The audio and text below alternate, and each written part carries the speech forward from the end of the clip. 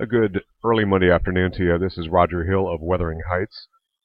This weather video is driven by 802cars.com, representing 802 Toyota, Twin City Subaru, 802 Honda, all located off of exit 7 on Interstate 89. We're looking at the full disc this afternoon. This is, of course, Jose. This is Irma, who's now pretty much at tropical storm characteristics, and much of the dry air entrenched and ingested into Irma has weakened on its western side, and the heavier rains are now shifted to the northeast side. And also with this drier air, and also riding a little bit along the Florida coast, it did redevelop to a point where the eye wall did get pretty strong as it crossed the Keys, but not as bad a storm surge on the western side. And that might be attributed to the fact that it rode a little bit further to the inland, just a little bit east of the National Hurricane Center track. That's why these tracks are not to be used for any kind of decision making, but a general idea. Now this is Jose, and Jose is the one we need to watch for the next really 7 to 10 days out. Jose is going to be doing a little bit of a tiny kind of a tight loop-de-loop, and then take a track toward the southeast United States, but then make a right curvature and really shoot between Bermuda and Cape Hatteras, and go basically wide right. Now from here we don't really know exactly where Jose is going to end up, but as it gets north of the Hatteras region, there's still some question marks, and there's a possibility we could see a landfall somewhere in the Canadian Maritimes, Nova Scotia, perhaps over toward Newfoundland. Okay, you're looking at the leftovers of Irma here. This is Jose. This is a temperate area low pressure departing.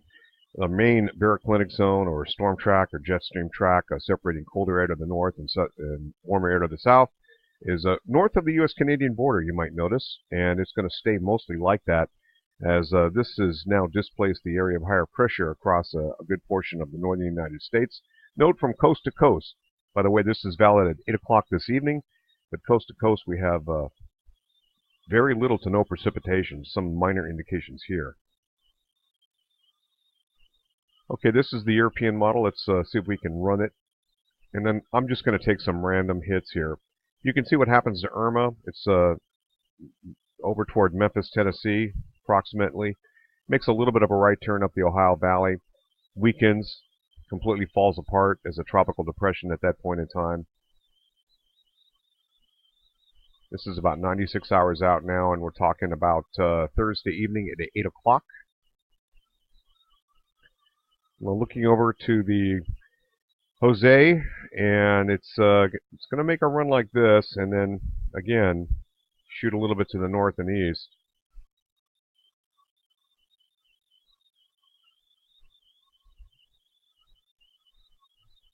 This is valid about 2 o'clock in the morning on Monday morning.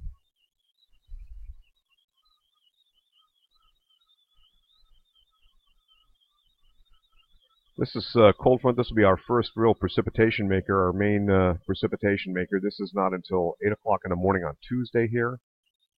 And at 192 hours, we'll work that back. So this is our next threat, maybe perhaps some thunderstorm activity.